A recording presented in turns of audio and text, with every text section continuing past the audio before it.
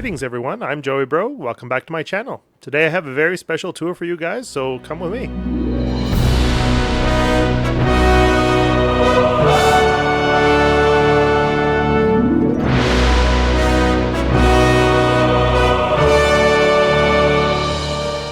I present to you Noah's Ark, reconstructed by myself as described using the details available in Genesis chapter 6 in the Bible. And I used as many details as it provides to guide my reconstruction of it. So I'll give you a tour of all the things I tried to add in. First of all, it's an ark. Well, what's an ark? An ark is actually not necessarily a term for a large ship, but a term for a container or vessel.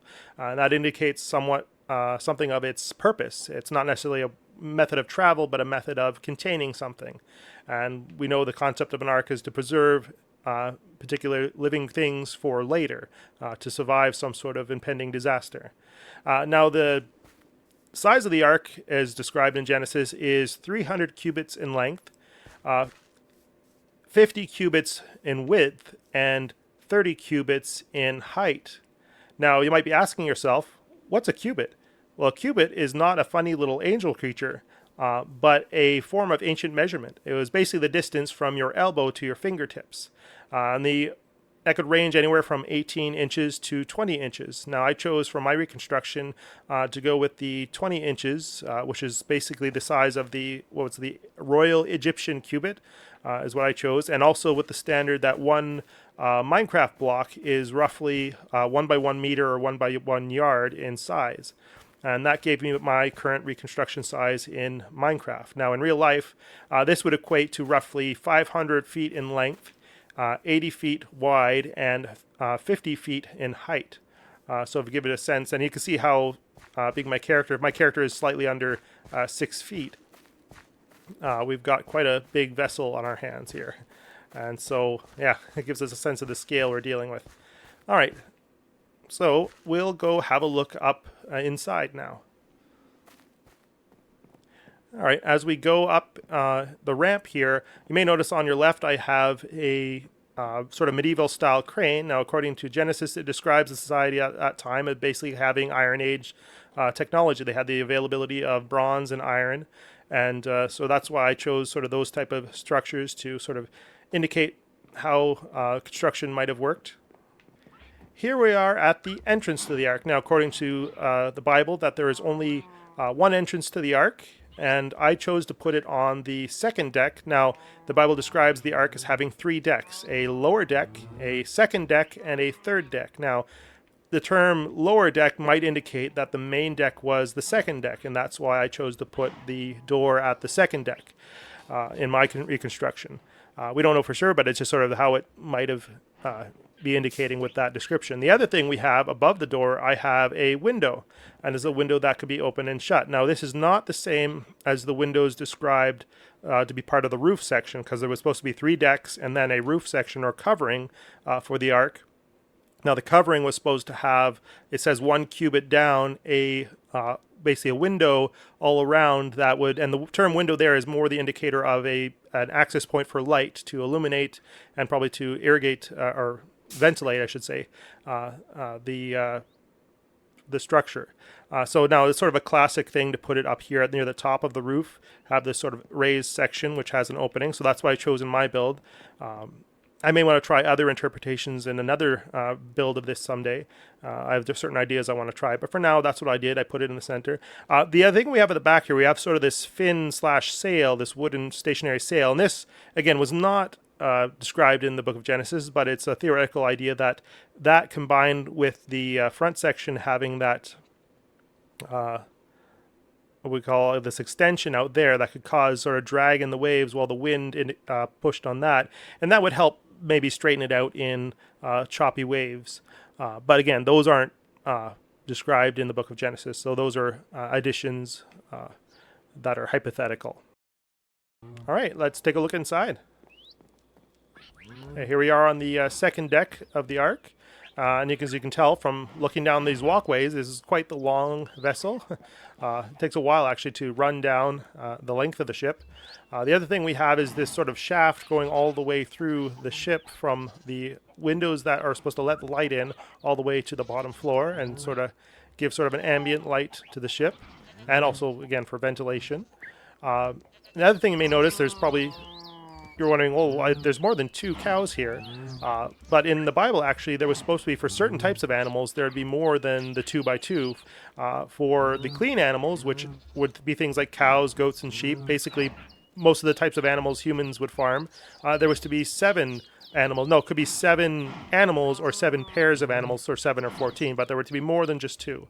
And the other groups that there would be more than just 2 would be the flying creatures, so like birds and bats, things like that. There would be either 7 or 14 of every kind. And you can see I have just sort of placeholder animals. I have here these goats here on this side for the clean animals, and the cows. I have certain animals throughout the ship, but I don't have near enough to fill this vessel, so they're just sort of there as kind of indicators or placeholders. Let's take a walk down the ship. Now, one thing you'll notice, there's this walkway over top, actually, that people could sort of grab like the food and the water and bring it down and fill their feeders and their troughs and their water feeders, things like that. So I built that over top of most of the large pens. There's a walkway over top of all of them. We'll go down the side here, and I divided these sections into, each section here is a 1 pen, but most of it is 2 pens, so there's divided in half, and so there's 2 pens per section here, and that's the same on both sides. They have the walkway all through here. Again, access to the waters and feeders directly this way as well. Here we have midship. We have, again, these stairs back up to the overhanging walkways, plus storage for more food and water. Again, I have them placed sort of different places that people would be working with. And then we can keep going down the ship here. More pens and more pens. You notice a pattern? Lots of pens in this vessel. And again, you could look across the other side. It's got quite a lot of space here. I hear ducks, but I think they're on the floor above us. And on this side here, we have more fodder, more storage. We have the drinking water here, and storage fodder at the end of the ship. One thing you may notice here, these sort of structures here, this wooden sort of block, this is actually almost think of like a well that goes from the top to the bottom. Now, it's not a well for water. It wouldn't be fit for drinking, but it's what we call a moon pool, which is basically an opening in the ship that goes to the ocean and goes up to the top. So it allows water to come up and down these sort of openings, and there's 2 on each end. So there's 1 here and 1 here. Now, there's no indication in scripture that there was moon pools, but it could have been something that they could have added to help stabilize the ship a little bit. Also, the movement of the water up and down could cause air to flow in and out of the ship, give a bit better ventilation, as well as offering stability to the ship. So that's something that could be done. Now, we're going to head down to the lower floor, the lower deck here, and it's a little bit different. Same thing here. We have the fodder storage at the end. On the side of the hull, though, I have these repeating sort of storage of the food and the water. And so if they've run out of any upstairs, they can come down, haul more up. I've actually stored more even under the ramps that go up and down here. One of the things I did at the bottom deck as well, in the center section, I added sort of these gutters. So if any kind of liquid or water or waste is kind of working its way down the ship, it would end up in these gutters. And what I did also, the pens next to the gutters, I made them have these sort of little splashing pool type things for animals that require more damp environments to live in. Again, with the ship rocking back and forth, they probably slosh around a bit, but just as a place that water could pool for them. And I have a few of those pens. Again, each of these larger pens, that's the other thing. I made the pens down here typically larger, but a lot of these pens could be divided in half too, and for more storage. And so I have at the other end, if we look, there's a walkway that goes over the center of these ones. So you could come up here and you can access overhangs of the pens this way. And you could fill up the feeders, the waterers, things like that. Now, because these the blocks in Minecraft, I'm on top of a fence, I have like half a block of height that is missing to me. But the reconstruction works either way that way. All right, back down the length of the ship. So More pens, more storage. Yeah, here we go. So I have divided these pens in half, so they're half pens throughout there. We got here like a giraffe in this half pen. Now we have two baby elephants, because again, they didn't have to be full-grown animals. Like, they needed to survive long after the ark, so they were probably better to have younger ones. They'd fit better. We could even store these elephants in a half pen for the trip. And again, another one of these kind of wetter pens. Now, here we have actually examples of them, although, again, these are full-grown like crocodiles or alligators. They could have sort of a more wetter environment there. I have turtles and tortoises, and here, and then we have in here, we have hippos. Again, more wet environment, might be good for them. So that was sort of a possibility down here I had. And then we have, again, more full pens, more half pens. We've got some baby rhinos in here. Some warthogs, yeah, and then more pens. Got some deer, yeah, and more storage. And here we're at the other end of the ship, and again another access staircase to the overhead walkway for the pens down here. Now we can make our way up to the top of the ship here. So we go up and up this ramp as well.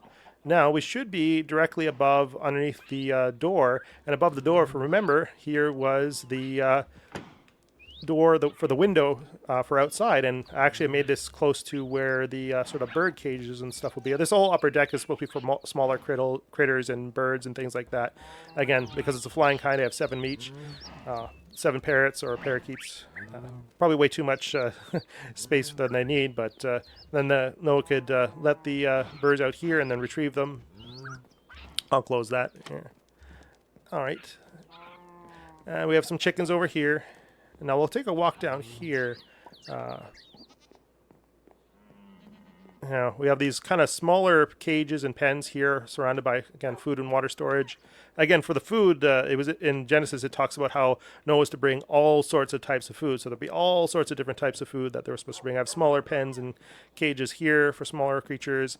Now here, we're coming to a different section, and these aren't pens or cages, but these are actual little, like, living spaces, living quarters. These are houses, and I have 4 all together. If we go inside, we've got a nice little area for living here. We've got a cozy little bed here. We've got sort of this reclining area here. We have little shelves and storage. A little desk, some candlelight here, and a sort of little countertop here.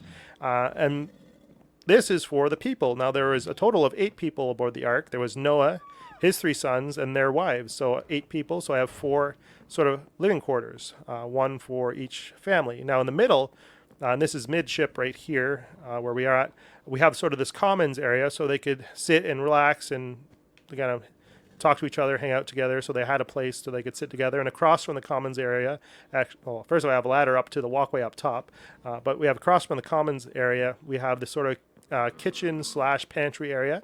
Again, indicated by Genesis at that time, Noah and his family would have been vegetarian, so all sorts of greens and things they could bring with them to eat along the way for the people. On one side of this, I also have a workstation or workshop. Again, we know they could work with bronze and iron, so I figured there could be a little workstation here if there's anything needed to be fixed or repaired or worked on. It doesn't have to be metal, it could be wood related, but I have a little, again, container of coal here and a little fireplace there and tools. On the other side of the pantry area is kind of like a little storage room. Well, it's all sorts of little things they could keep, and maybe for things that needed after the flood type of thing. So more personal items possibly. So that sort of here. Now, continuing on either side of the ark is these smaller cages again. These smaller pens, smaller cages for smaller critters. I got my ducks here. Hey guys, there you are. I like ducks. All right. Again, and when this end of the ship, we have the fodder storage as well. Oh yeah, I forgot to show the top of the moon pools here. Now the moon pools, again, were kind of like wells. Again, the bottom's opened up to the sea. But here, if you had any refuse or anything, you can maybe toss it overboard in here, because you didn't really have much access to the outside. There's no indication in the Bible that there was any sort of upper, outer deck. It seems that it was built more like a bunker, so they didn't have any, like, outdoor outer sections. They could kind of look and see what was there out the windows. And again, that's why also I put this walkway here. So you have the staircase leading up to this walkway. And now you can go about here and have a look outside along this sort of upper walkway out there. But we don't know if they had this, but something I thought would be a neat idea to have a way to access the top.